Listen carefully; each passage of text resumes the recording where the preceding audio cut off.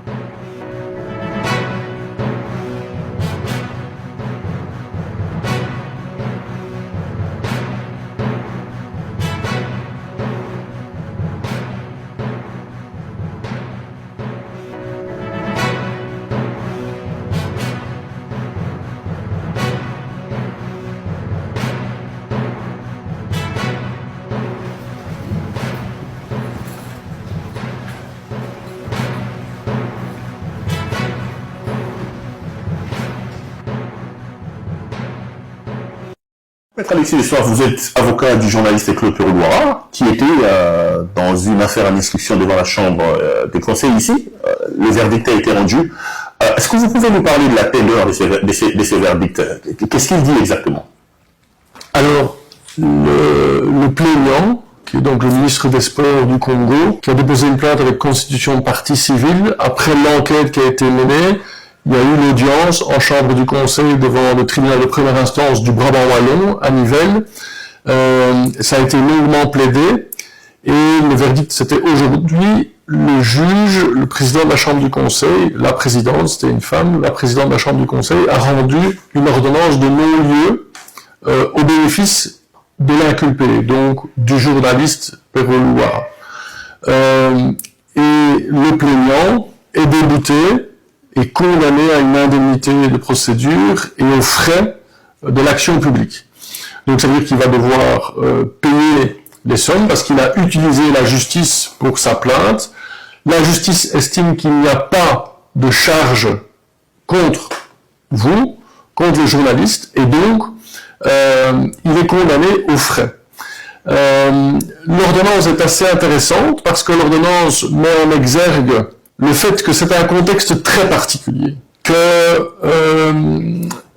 c'est d'abord un journaliste qui a fait son travail de journaliste. Vous avez réussi à prouver, parce que j'ai vu la partie du Gumbi contestait déjà la qualité d'avocat, de journaliste et de votre client.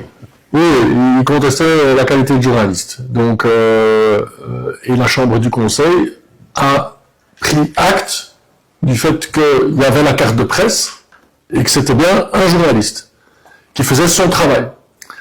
Et en plus, le juge a noté que le dossier que nous avons déposé montre ce contexte congolais très particulier où, en tant que journaliste, vous étiez reconnu réfugié par la Belgique, que les pièces que nous déposons montraient qu'il y avait une base factuelle pour ce que vous dénonciez, et qu'il y avait un contexte très particulier où le ministre de la Justice a mis, comme pour d'autres, votre tête a pris 4 millions de dollars, plus la saisie de tous les biens, et a souligné dans l'ordonnance le fait qu'il s'agit d'un homme politique, qui, pour une partie des faits que dénonçait, était ministre des hydrocarbures, et que nous déposons des pièces par rapport aux critiques formulées par rapport à sa gestion comme ministre des hydrocarbures, et que forcément, un responsable politique doit pouvoir encaisser de la critique sur la gestion des affaires publiques, surtout quand il y a matière à critiquer. Mais votre client a été accusé quand même de diffamation. Boudimou expliquait que des propos étaient assis. Quels sont les éléments que vous avez apportés dans le dossier pour effectivement démontrer que les allégations apportées par votre client étaient vraies par rapport à ce ministre-là? Alors, l'accusation, c'était calomnie, diffamation, qui nécessite une intention méchante. Quand un journaliste dénonce des actions menées par un responsable politique, qui pourraient éventuellement constituer des malversations ou de la mauvaise gestion, ce sont des faits. Le relater n'est pas de la pure méchanceté pour nuire à la personne. c'est l'intérêt du public qui est en jeu. Et donc, dans l'intérêt général, un journaliste dénonce des faits pour lesquels il a des éléments, une base factuelle suffisante. C'est ça le travail du journaliste. Et au ministre de répondre, éventuellement, quand il est mis en cause. Ici, ce qu'on a vu, c'est que le ministre a préféré attaquer, et ça entre dans une attaque ciblée plus large. Le ministre de la Justice qui met la tête à prix et qui saisit les biens, le ministre des Sports qui attaque en calomnie, diffamation, et d'autres responsables politiques qui attaquent. C'est ce qu'on appelle des procédures bâillons pour faire taire, parce que le propos dérange. Or, ça tombe évidemment sous la liberté d'expression. La Cour européenne des droits de l'homme dit que la liberté d'expression, qui est un droit protégé, et qui protège pas les propos consensuels, mais les propos qui heurtent, qui blessent et qui choquent. Alors probablement que le ministre des Sports a été heurté, blessé et choqué par certains propos, mais le tout c'était de montrer qu'il y avait une base factuelle suffisante pour avancer ce qui avait été avancé dans l'émission radio ou télévisée ou sur YouTube, ce qui a été dit, et que sur cette base-là, le journaliste, il dénonce et il apporte des faits, et qu'il n'y a pas d'intention méchante spécifique avec la volonté absolue de nuire. Non, c'est un travail d'intérêt général, et c'est par définition le travail des journalistes, ce travail d'intérêt général. Et donc l'accusation de calomnie et de diffamation est balayée par la justice en disant il n'y a pas la moindre charge de cette infraction-là, et donc il est débouté et condamné aux frais de l'action. On sait que votre cas sont tellement importants. Deux peut-être dernières questions pour terminer ces petits entretiens. Votre client a eu un procès avec M. Boudimbo. Il a un autre dossier avec le ministre des Affaires étrangères. Pour vous, est-ce qu'il n'y a pas quelque chose à reprocher à votre propre client lorsqu'on dit à un moment donné que vous ne tirez pas ses oreilles, ou plutôt vous mettez tout ça dans le cadre d'un montage, d'une volonté, d'un régime qui restreint les libertés d'opinion et d'expression pour pouvoir taire des gens qui ont des voix discordantes? Mais c'est clair que la multitude et la multiplication des procédures, des plaintes, que ce soit une plainte au pénal, une procédure civile, la tête mise à prix, tout ça, c'est pour faire taire. En plus, alors que il y a la reconnaissance du statut de réfugié en Belgique qui montre que, en fait, au Congo, vous êtes en danger pour votre sécurité, votre liberté, voire votre vie. Ça, c'est le commissaire général aux réfugiés en Belgique qui reconnaît que il y a un vrai danger au Congo. Et là, il ne faut pas tourner autour du pot, c'est parce qu'il y a un pouvoir à Kinshasa, autoritaire, qui vise spécifiquement des opposants ou toute personne qui ose dénoncer les malversations du pouvoir en place.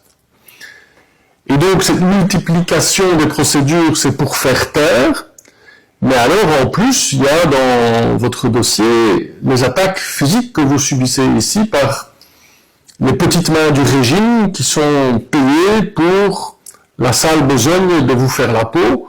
Et là, il y a aussi une procédure en cours parce que des personnes ont été arrêtées et l'enquête a démontré qu'ils avaient été payés 5 000 € pour vous attaquer. Et ça doit encore être jugé. Donc, ça montre aussi comment la justice en Belgique fait son travail sans se laisser instrumentaliser par un ministre d'un gouvernement étranger qui était personnellement présent à l'audience avec une trentaine ou une quarantaine de personnes de soutien, une présence assez intimidante en tant qu'avocat, je dois le dire. Dans la salle d'audience, c'était pour influer sur la justice, pour vous intimider. Oui, je l'ai dénoncé auprès du juge en disant que moi-même, dans la salle des pas perdus, je me sentais pas en sécurité et que le ministre qui est venu en personne, d'abord ça m'interpelle qu'un ministre en exercice, d'un gouvernement en exercice, vienne en Belgique pour une étape de la procédure alors qu'il est représenté par ses avocats. Mais soit voilà, la tentative, parce que je pense qu'on peut le dire clairement, il y avait une volonté d'instrumentaliser la justice belge pour faire taire un journaliste, et ça a échoué. Et on a toutes les raisons d'être fiers de cette justice belge-là, indépendante, qui ne se laisse pas instrumentaliser. Et là, je fais une petite parenthèse, mais le Congo aurait tout intérêt au Congo d'avoir aussi une justice indépendante qui ne se laisse pas instrumentaliser par la justice, parce que je ne peux pas m'empêcher de penser que si le même procès avait eu lieu au Congo, eh bien, le résultat aurait été à l'opposé et vous seriez derrière les barreaux depuis longtemps. Vous êtes également très très ancré dans le domaine de défense des droits de l'homme. Vous avez été élu président de la Fédération internationale des droits de l'homme récemment. Vous suivez certainement la situation des droits de l'homme à travers le monde. Quel regard portez-vous sur le respect des droits de l'homme aujourd'hui au Congo? Est-ce que c'est un pays exemplaire? Est-ce que dans vos analyses, comme défenseur des droits de l'homme, vous êtes fier de ce qui se passe au Congo? Non, au Congo, il y a un très gros problème de respect des droits humains. Les défenseurs des droits humains sont en danger, sont dans le collimateur du pouvoir. Les opposants sont arrêtés, sont en prison ou en exil. La situation dans les prisons est innommable, tellement que c'est tout le contraire du respect de la dignité humaine. Et par ailleurs, il y a un gros problème de corruption, et on sait que la question de la corruption est intimement liée aux droits humains.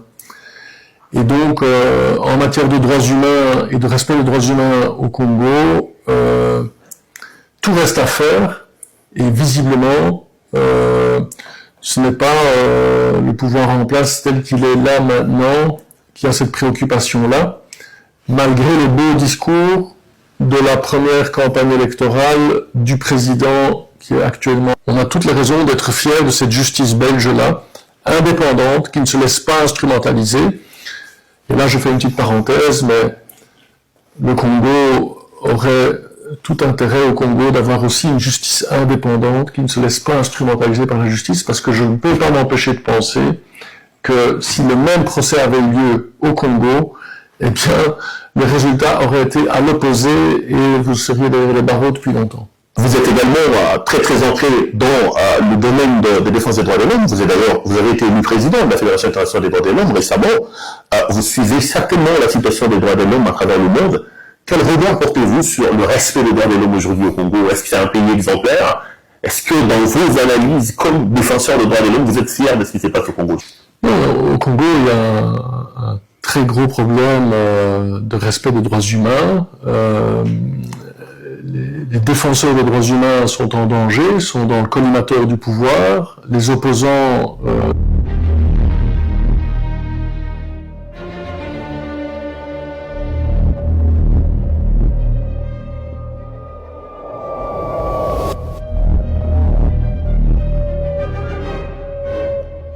Alors, il y a eu une plainte contre M.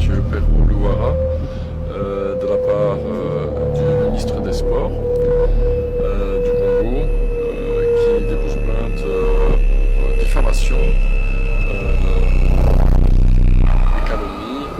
Et la particularité de la procédure, c'est qu'il a déposé plainte directement entre les mains d'un juge d'instruction avec constitution de partie civile. Ce qui montre que, à nouveau, les autorités congolaises, ici, jusque en Belgique, où M. Perrou Louara a été nommé ministre de la protection des autorités belges, le gouvernement congolais, sa tête a pris par l'intermédiaire du ministre de la Justice, essaye d'intimider, de déposer des plaintes, de le faire taire dans le cadre de son travail journalistique, des critiques qu'il formule contre des membres du gouvernement, alors que ça relève justement du travail journalistique et de la liberté d'expression. La Cour européenne des droits de l'homme garantit le droit à la liberté d'expression, en ce compris les propos qui choquent, qui heurtent et qui blessent. Visiblement, le ministre des Sports est heurté, choqué et blessé par les propos de M. Perrou Louara. Il y a le dicton qui dit qu'il n'y a que la vérité qui blesse. Si des choses ont été dites, c'était par rapport à de la malgouvernance, à des délits d'ordre financier, de la corruption, dont on sait que le gouvernement congolais a ce type de pratique.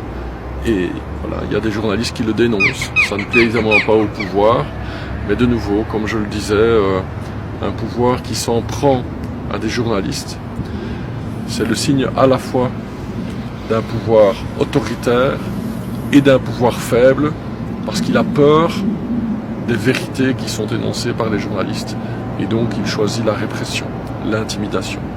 C'est clairement le cas ici, où la justice belge maintenant est instrumentalisée pour essayer de faire taire un journaliste en exil. Nous allons essayer et demander au juge d'instruction de clôturer le plus rapidement possible cette plainte complètement sans fondement, pour éviter que ça traîne, que ce soit clôturé.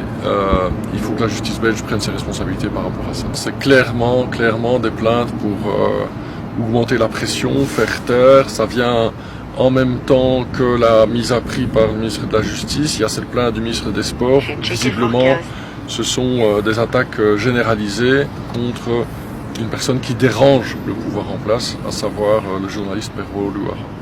Ben, écoutez, mon avocat vous a dit ça. Ceux qui pensent qu'ils vont vraiment nous faire taire, ils se trompent. Nous allons continuer à faire notre travail de journaliste. Ici, je voudrais rassurer à tous les téléspectateurs et les téléspectatrices de CPL Télévision, et je voudrais rassurer le peuple congolais que ce que nous faisons, nous ne le faisons pas contre un individu, mais nous nous battons pour des valeurs.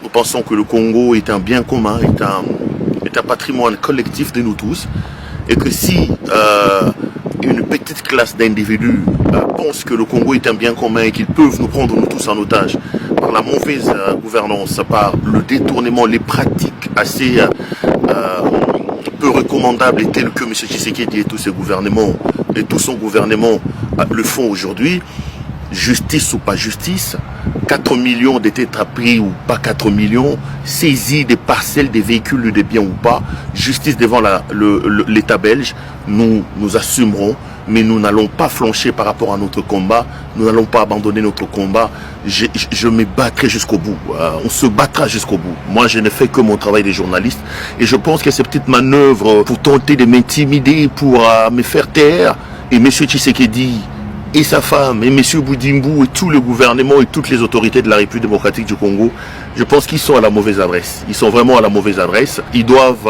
revoir leurs calculs, parce que le travail que nous faisons, nous n'allons pas l'abandonner, nous allons continuer à le faire. Donc non, moi, ça ne m'embête pas, ça ne me dérange pas. C'est des manœuvres, comme l'a dit mon avocat, pour vraiment me faire taire, pour m'intimider. Mais c'est comme j'ai dit, et M. Boudimbu, et son patron Tshisekedi, et sa marraine Denise Niakero, et tout ce monde-là, ils se sont vraiment trompés d'adresse. Nous allons rester debout, nous allons nous battre pour sauver le pays. Et croyez-moi, nous réussirons à le faire. Nous allons continuer la lutte et nous sauverons le Congo. Donc moi, je suis journaliste et je ferai mon travail. Je continuerai à le faire malgré les intimidations, malgré tout ce qu'il y a. Rassurez-vous, il n'y a rien. On va continuer le travail et on se retrouve sur les antennes des CPL comme d'habitude. Merci beaucoup. Merci pour vos messages de soutien et merci beaucoup.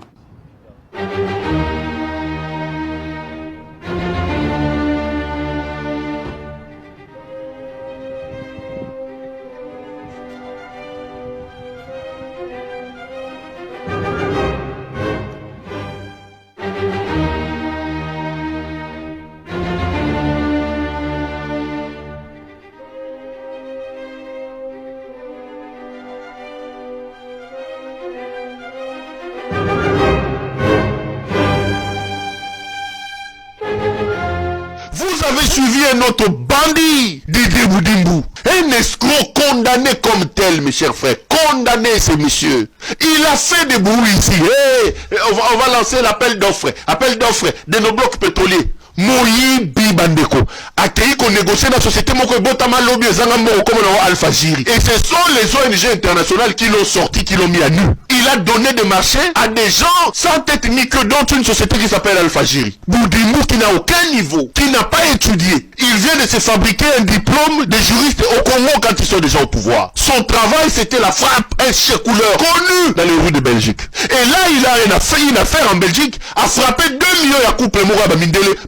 Boudimbu, frappeur réputé comme tel. Ce type a vécu na prison, condamné na prison à Forêt, na prison à Saint-Gilles, plusieurs fois condamné pour escroquerie, blanchiment d'argent. Moussalane na porte zaki ko buka ba banque, ko no frapper ba maman ba mikolo. Aye, akoma mwana ya maman, protéger ya une mutesi ya Kelo Wangeleka, première dame de l'Allemagne d'Afrique. Ye wana uti ko zoba bloc pétrolier, a créé société morale au Kuta qui ko signé na bato la société mo comme Alpha Jiri. Cette société n'est pas connue, bato bazandene. Frappe na frappe de Boudimou. Un escroc, condamné pour escroquerie ce monsieur. Mwana ya maman, ba frappeur. Moussala ba yelaki yango wana bandeko. Chers frères, s'il nous reste encore un peu d'amour pour le pays, lèvons-nous chasser ces gens. L'avenir de notre pays, l'avenir et le devenir de nos enfants, notre avenir comme peuple, comme une nation est en danger. Nous n'avons pas d'avion, mes chers frères. Nous n'avons pas de route. C'est difficile et impossible de voyager aujourd'hui. Mais vous entendez, Félix, il va aller prendre tous les voyous, les escrocs qui ne faisaient rien en Europe comme le Didier Boudimou. Aucun niveau, aucun diplôme, qui n'ont pas étudié, qui étaient là pour frapper des banques. Il vient à bombarder Barola Namboka avec comme mission voler comme vous voulez. Payer les caisses de l'État comme vous voulez. Et vous ne voulez pas qu'on parle.